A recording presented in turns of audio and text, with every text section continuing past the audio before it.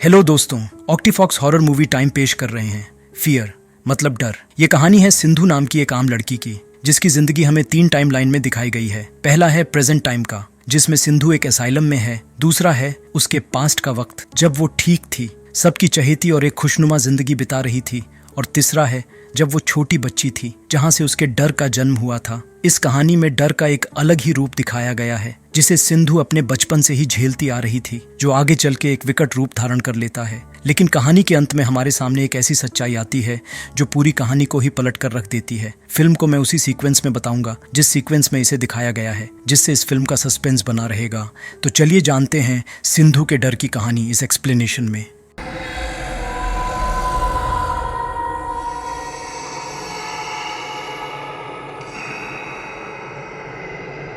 Film की शुरुआत present time से होती है, जहां हम सिंधु को एक मेंटल असाइलम में देखते हैं, जिसे एक अलग कमरे में रखा गया था। जिसके साथ ही सीन शिफ्ट होती है पास्ट की तरफ, जब सिंधु ठीक थी, जहां हम देखते हैं कि वो अपने बॉयफ्रेंड संपत के फैमिली वालों, मतलब संपत के पेरेंट्स और उसके भाई बहन के साथ रह रही है, जो उसे बहुत पसंद करते हैं। तो वो किचन से दूध और कॉर्नफ्लेक्स लेकर अकेले ही ब्रेकफास्ट करने बैठती है। लेकिन सरप्राइजिंगली हम देख पाते हैं कि घर में इतने सारे मेंबर्स के होते हुए भी किचन पूरा खाली है। खैर, तो उसी वक्त दरवाजे की घंटी बजती है, तो सिंधु ही उसे खोलने जाती है, जहां हम देखते हैं कि किसी ने उसे फूलों का गुलदस्ता भेजा है, जिसे वो अंदर ले आती है। जहां वो नोटिस करती है कि वो दूध का कटोरा गायब हो गया है, जिसे देख उसे हैरानी होती है। लेकिन इससे पहले कि वो कुछ समझ सके, तभी हम एक काले साए को उसके पीछे से गुजरते हुए देखते हैं, जिसका एहसास उसे भी होता है। लेकिन इसे इग्नोर कर वो उस बुके को खोलती है, जिसे उसके बॉयफ्रेंड संपत ने भेजा था, और जिसे देख सिंधु बहुत खुश हो जाती है। जिसके साथ ही सीन शिफ्ट होती है असाइलम की तरफ, जहां असाइलम के सभी पेशेंट खाना खाने बैठे हुए थे।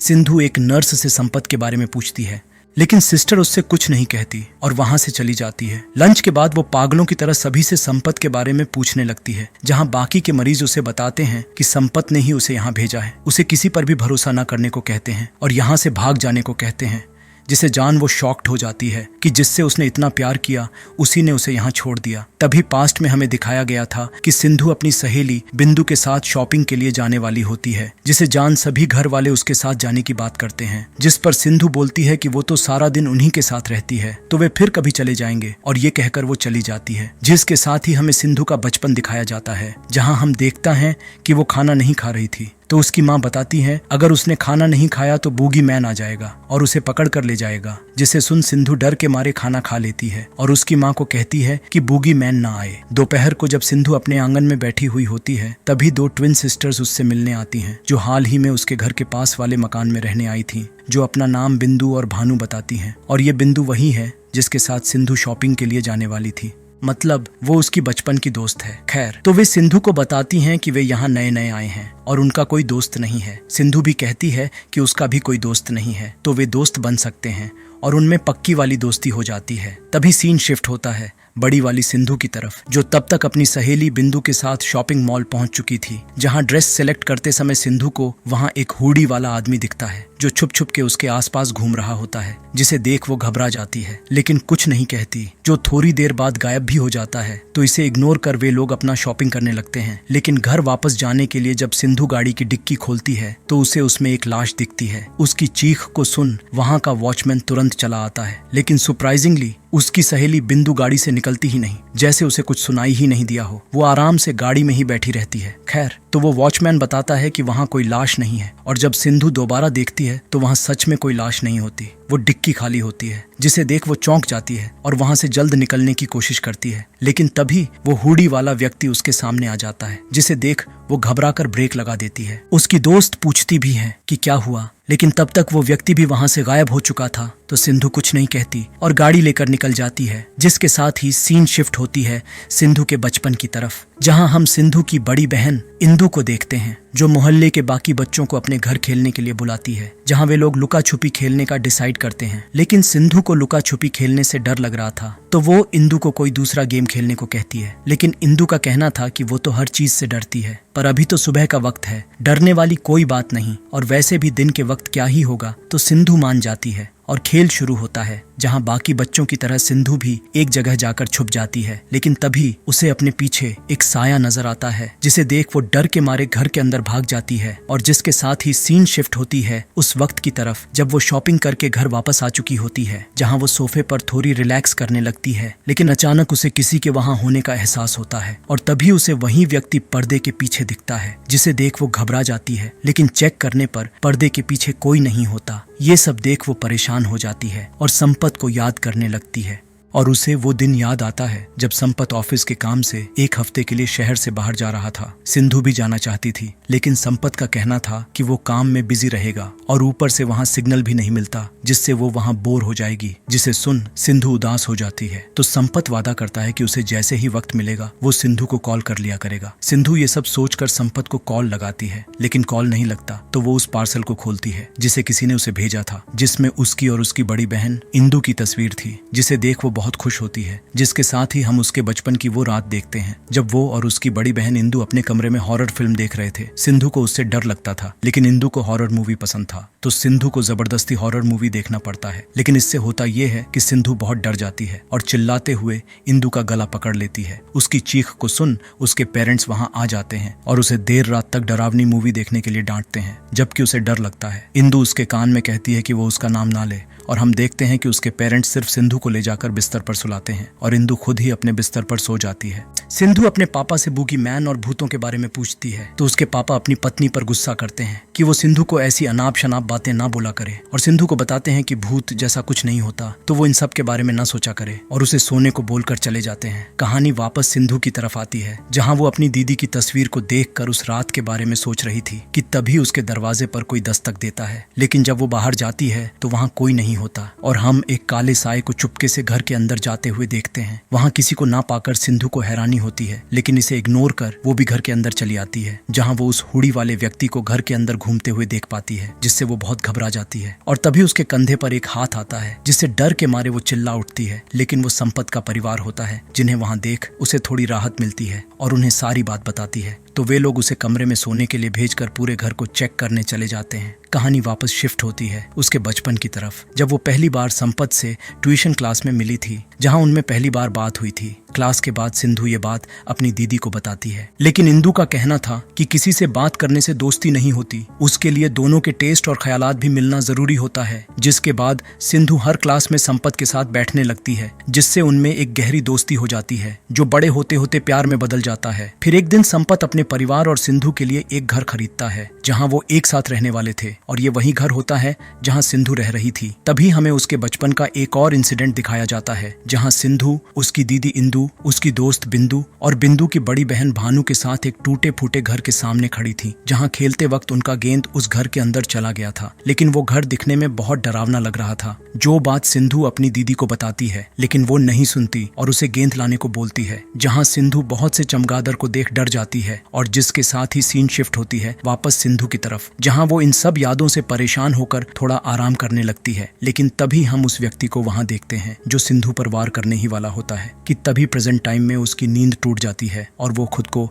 असाइलम में पाती है। वो वहां कैद थी, जिसे जान वो रोने लगती है और साथ ही उसे टीनेज का वो दिन याद आता है जब वे लोग बड़े हो गए थे, जहां उसकी दीदी इंदु अपनी सहेली भानु को उसके बारे में बता रही होती है कि सिंधु थोड़ी पागल टाइप की लड़की है और आए दिन अपनी हरकतों से सबको डरा देती है और कभी कभी पागलों जैसी हरकतें करने लगती है, जिससे सभी उससे परेशान रहते हैं। ये सब सुन सिंधु को बहुत बुरा लगता है और वो उदास हो जाती है। तभी वहाँ उसकी बेस्ट फ्रेंड बिंदु आ जाती है, जो सारी बात को सुन उसे इस पर ध्यान न देने को कहती है और उसे चीयर अप करती है। ये सब सोचकर वो परेशान थी, जहाँ उससे मिलने बिंदु आती है, जो उसे उदास देख नाराज हो जाती है कि वो बचपन की बातों को सोचकर परेशान हो रही है। तो मूड को ठीक करने के लिए वे शॉपिंग करने चले जाते हैं, जहाँ सिंधु को वही हुडेड व्यक्ति दिखता है, जिसे देख वो डर जाती है लेकिन कुछ नहीं कहती। लेकिन हम उस व्यक्ति को उसे फॉलो करते हुए देखते हैं, जो आके उसके कंधे पर हाथ रखता है, जिससे डर के सिंधु उस पर वार करके उसे बेहोश कर देती है। ये सब देख बिंदु घबरा जाती है और उसे लेकर उसी वक्त वहां से निकल जाती है, जिसके साथ ही हमें उसके टीनेज का वो इंसिडेंट दिखाया जाता है, जब वो स्कूल में थी, जहां उसे अकेले बाथरूम जाने से भी डर लगता था, जिसके चलते उसे स्कूल से निकाल दिया गया था। प्रिंसिपल का कहना था कि उसके डर के कारण दूसरे बच्चों को तकलीफें होती है। आज तक वे उसके बारे में सोचकर चुप रहे, लेकिन उसका डर बढ़ता ही जा रहा है, जिससे दूसरे बच्चों को खतरा हो सकता है और वे अब ये रिस्क नहीं ले सकते। इसीलिए वे अब सिंधु को स्कूल में आने नहीं दे सकते। वो एग्जाम देने आ सकती है, लेकिन पढ़ाई के लिए नहीं। उसकी पढ़ाई घर पर ही कराने को कहते हैं, जिसके बाद से उसकी पढ़ाई घर पर ही होने लगी और देखते ही देखते वो बड़ी हो गई। जहाँ एक दिन वो अपनी बड़ी बहन से संपत के बारे में पूछती है, जिससे कई दिनों से उसका कांटेक्ट नहीं हो पाया था। लेकिन इंदु उससे नाराज थी, क्योंकि सिंधु को उसका संपत से बात करना पसंद नहीं था। इनफैक्ट संपत का किसी से भी बात करना सिंधु को पसंद नहीं था, जिस कारण दोनों बहनों में संपत को लेकर झगड़ा हो गया था। तो इंदु बताती है कि उसका अब संपत से कोई कांटेक्ट नहीं है और वो नहीं जानती कि वो कहाँ है। जिसके बाद कहानी प्रेजेंट टाइम में वापस आती है, जहाँ नर्स उसे पकड़ कर ले जा रहे होते हैं। सिंधु बार बार संपत के बारे में पूछती रहती है, लेकिन वे कोई जवाब नहीं देते और उसे इंजेक्शन देकर सुला देते हैं। और तभी हम पिछले वाले सिंधु को देखते हैं, जिसके कमरे में 2 काले लिबास पहने आदमी आते हैं, जिनसे वो बचने की बहुत कोशिश करती है, लेकिन वे उसे आखिर पकड़ ही लेते हैं और इंजेक्शन लगाकर उसे बेहोश कर देते हैं। जिसके बाद प्रेजेंट टाइम वाली सिंधु को शॉक थेरेपी के लिए ले जाया जाता है, जहां डॉक्टर उसे कोऑपरेट करने के लिए बोलते हैं, जिससे वो जल्दी ठीक हो सकती है। लेकिन सिंधु तब भी संपत के बारे में पूछती है और यहाँ हमें डॉक्टर से एक शॉकिंग बात पता चलती है, और वो ये कि संपत नाम का कोई भी इंसान है ही नहीं। ये सब उसके दिमाग की उपज है, जिसे सुन सिंधु एक क्रीपी स्माइल देती है। मतलब उसका दिमाग डॉक्टर की बात को मानने से इनकार कर रहा था, जिसे देख डॉक्टर उसे शॉक देते हैं। लेकिन क्या सच है और क्या झूठ, ये हमें बहुत जल्द पता लगने वाली थी। दूसरे सीन में हम सिंधु को संपत के भाइयों के साथ पुलिस स्टेशन में देखते हैं, जहां वो संपत की मिसिंग रिपोर्ट लिखाने गई हुई थी, लेकिन पुलिस उल्टा उसे ही अंदर कर देती है, जिसे थोड़ी देर बाद संपत की फैमिली पुलिस स्टेशन से छुरा कर घर ले आती है, जहां वो एक बार फिर संपत को कॉल लगाने की कोशिश करती है, लेकिन इस बार भी कॉल नहीं लगता। तो उसे वो दिन याद आता है जब उनमें झगड़ा हुआ था, क्योंकि सिंधु को शक था कि संपत उसे धोखा दे रहा है, जिसे सुन संपत नाराज हो जाता है और कहता है कि अगर उसने शक करना बंद नहीं किया तो वो चला जाएगा और कभी नहीं आएगा। जिसे सुन सिंधु दुखी हो जाती है, तो संपत उसे सॉरी बोलकर मना लेता है। तभी हमें उसके टीनेज का समय दिखाया जाता है, जहां उसके माता पिता उसके इस डर के कारण परेशान थे।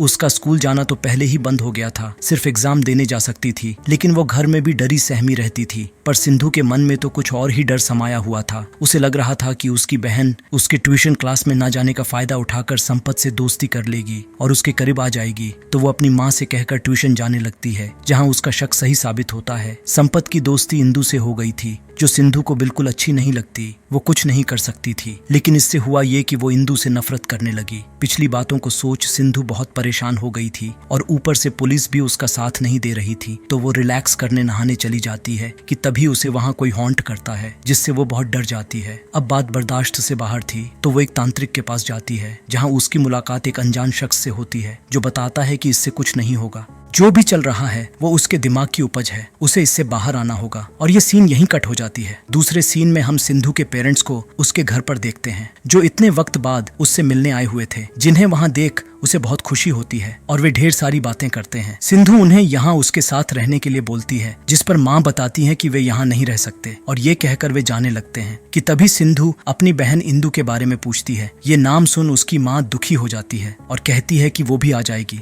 जिसके बाद वे वहाँ से जाने लगते हैं और हम देखते हैं कि वे सिंधु से उसके घर में नहीं बल्कि असाइलम में उससे मिलने आए हुए थे। दूसरे सीन में हम उसे गार्डन में बैठे हुए देखते हैं, जहां संपत की फैमिली उससे बात करने आती है और वे बताते हैं कि संपत बहुत जल्द वापस आ जाएगा, तो वो आराम कर ले। यहाँ एक बात अजीब थी, वे लोग जब भी सिंधु से मिलते उसे आराम करने भेज देते हैं, लेकिन हर काम उसे ही करना पड़ता है, फिर चाहे खाना गर्म करना हो या दरवाजा खोलना। खैर, तो घर के अंदर जाते ही उसके दादाजी सामने आ जाते हैं, जो उससे वही बात बोलते हैं कि ये सब उसके दिमाग की उपज है, जिससे उसे बाहर आना होगा। तभी हमें उसका टीनेज दिखाया जाता है, जहां इंदु और संपत साथ में पढ़ाई कर रहे थे, लेकिन उन्हें साथ देख सिंधु को गुस्सा आता है और वो जाकर इंदु से झगड़ा करने लगती है और संपत पर भी गुस्सा करने लगती है कि वो सिर्फ उसका दोस्त है, इंदु का नहीं। जिस पर संपत बोलता है कि वो दोनों का दोस्त है, लेकिन अब वो इंदु का क्लोज फ्रेंड है, जिसे सुन सिंधु गुस्सा हो जाती है और इंदु को धक्का दे देती है, जिसके साथ ही ये सीन यहीं कट हो जाती है। दूसरे सीन में सिंधु अपनी माँ से इंदु के बारे में पूछती है, जिसे सुन वो कुछ नहीं बोलती और वहाँ से चली जाती है। तभी वो इंदु को डाइनिंग टेबल पर देखती है,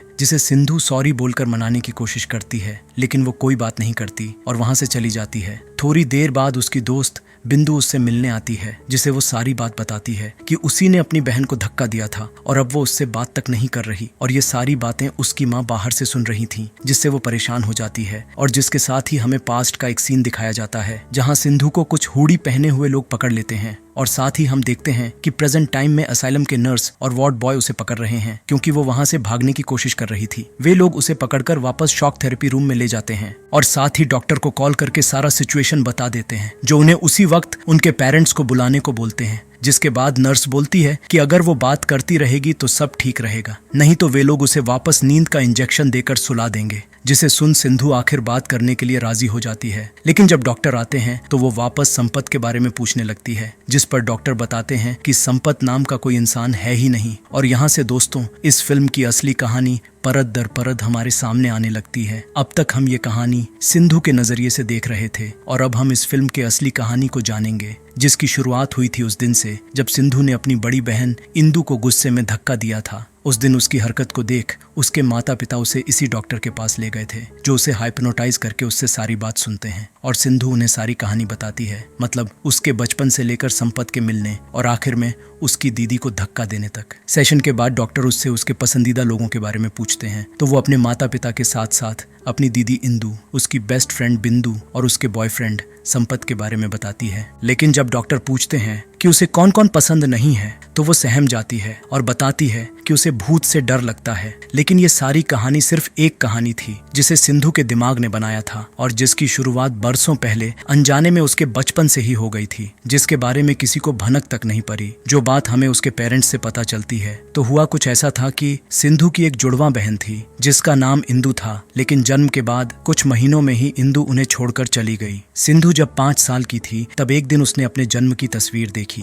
जिसमें उसके साथ उसकी बड़ी बहन इंदु की भी तस्वीर थी, जिसके बारे में जब उसने अपनी माँ से पूछा तो बात को टालते हुए माँ ने बताया कि इंदु अभी भगवान के पास है, जिसके बाद उन्होंने उस तस्वीर को छुपा दिया। उसी साल उनके घर में एक और घटना घटी। सिंधु को अपने दादाजी से बहुत लगाव था और अधिकतर समय वो उनके साथ ही खेलती थी, लेकिन एक दिन अचानक एक एक्सीडेंट में उनकी सिंधु के सामने ही मौत हो गई, जिसका सिंधु के दिमाग पर गहरा असर हुआ और वो बीमार पड़ गई। ये सब सुन डॉक्टर को सारा माजरा समझ में आ जाता है। असल में सिंधु को बचपन से ही स्किज़ोफ्रेनिया की बीमारी थी जो दबी हुई थी, लेकिन जब उसने अपने दादाजी को खोया तो उसकी ये बीमारी ट्रिगर हो गई, जिससे हुआ ये कि उसने अपनी एक इमेजिनरी दुनिया बना ली। उसके बचपन में उसकी माँ ने जो बूगी मैन की कहानी सुनाई थी, उसके दिमाग ने उसे क्रिएट किया, जिससे वो हर वक्त डरी सहमी रहने लगी। जिसके बाद उसके दिमाग ने उसकी दीदी इंदु को क्रिएट किया, जो उसके लिए भगवान के घर से वापस आ गई थी, जिसके साथ वो बड़ी होती गई। उसे अपने माता पिता से ज्यादा वक्त नहीं मिलता था, जिस कारण अपने अकेलेपन को दूर करने के लिए उसके दिमाग ने बिंदु और भानु नाम के 2 सहेलियों को बनाया। ट्यूशन क्लास में उसकी एक क्लासमेट का बॉयफ्रेंड था,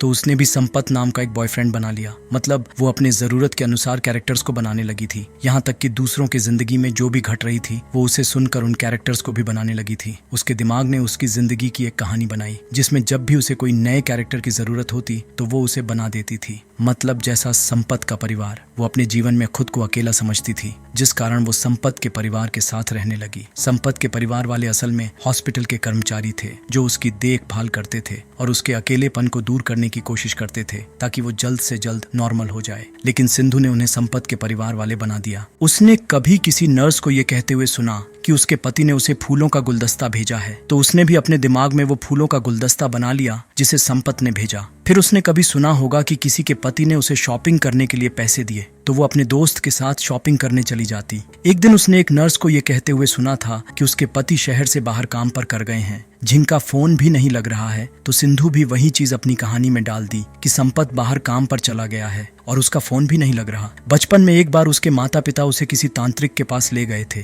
क्योंकि उनको लग रहा था कि सिंधु को किसी आत्मा ने पजेस कर लिया होगा, और इस इंसिडेंट को उसने अपनी कहानी में डाल दिया। और वो घर असल में असाइलम था, जिसे उसके दिमाग ने घर बना लिया, क्योंकि वो टीनेज से ही वहां रह रही थी, वही उसकी दुनिया थी। यहाँ हमें ये भी पता चलता है कि अब तक हमने उसके बचपन और जवानी की जो भी कहानी देखी थी वो कभी हुई ही नहीं। असाइलम में वो जब भी अकेली होती तब वो अपने काल्पनिक दुनिया में चली जाती, और जब कोई उसे डिस्टर्ब करता या उसे पकड़ता तो वो वापस असाइलम में चली आती। डॉक्टर के मुताबिक इस तरह इंसान दूसरों के लिए खतरा बन सकते हैं, जिस कारण उसे अकेले एक अलग कमरे में रखा जाता था और दूसरों के सामने नर्स के निगरानी में लाया जाता था। जिसके बाद कहानी प्रेजेंट टाइम में वापस आती है, जहां डॉक्टर ये सारी बातें सिंधु को बता रहे होते हैं। सारी बात को सुन सिंधु सिर्फ एक ही सवाल पूछती है, और वो ये कि अगर वो झिंको भी देख रही है और जिनसे बात कर रही है वो अगर झूठ हैं, तो उसके माता पिता और डॉक्टर भी झूठ हैं क्या? जिस पर डॉक्टर और उसके माता पिता बताते हैं कि नहीं, वे सच हैं और बाकी सब झूठ है। लेकिन हम देखते हैं कि उनके साथ साथ उसके दादाजी बिंदु, संपत और इंदु भी वहां होते हैं और उन्हीं की तरह बोलने लगते हैं कि वो सच है, जिसका मतलब उसकी ये बीमारी अब ऐसे स्टेज पर पहुंच गई है जहां क्या सच है और क्या झूठ ये पता करना उसके लिए नामुमकिन हो गया है। और अंत में उसकी एक दर्द भरी चीख के साथ ये आखिरी सीन भी यहीं एंड हो जाता है। दोस्तों, अगर आपको ये एक्सप्लेनेशन अच्छी लगी हो तो इसे लाइक कर देना, और अभी तक सब्सक्राइब नहीं किए हो तो सब्सक्राइब भी कर देना। इसी के साथ ये मूवी यहीं समाप्त हो जाती है। तो चलिए मिलते हैं दूसरी मूवी एक्सप्लेनेशन में, जहां डर का बसेरा हो।